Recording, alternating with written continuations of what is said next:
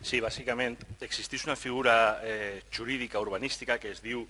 Actuació Territorial Estratègica, ATE, inventada en l'any 2012 i donada i reforçada en l'any 14 per les Corts Valencianes del moment, per la qual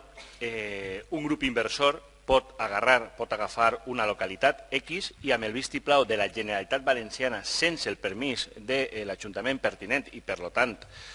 votant-se l'autonomia local, declarar que aquesta zona en concret és una actuació estratègica i ahir se pot fer el que bonament el grup inversor i la Generalitat decidisquen en contra fins i tot dels criteris del propi Ajuntament i del seu pla general i col·locar ahir el que estiga.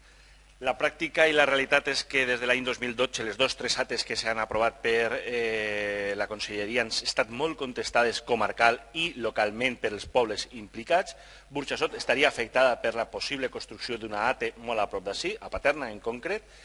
Sabem que la voluntat de l'equip de govern de les Corts Valencianes és encetar el procés de derogació d'eixa normativa, però no podem oblidar que Burxassot és un poble afectat i per tant demanem que se posicionem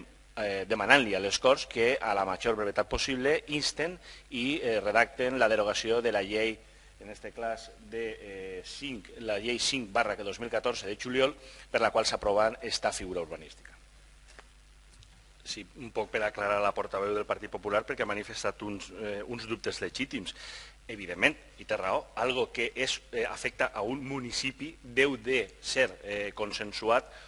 en el municipi que ubica, perquè ens agrada més o menys, però la normativa de serveis públics i serveis vinculats la patirà i la gaudirà el municipi corresponent. Però, evidentment, per a que hi hagi un, té que haver dos. És a dir, per a que puguem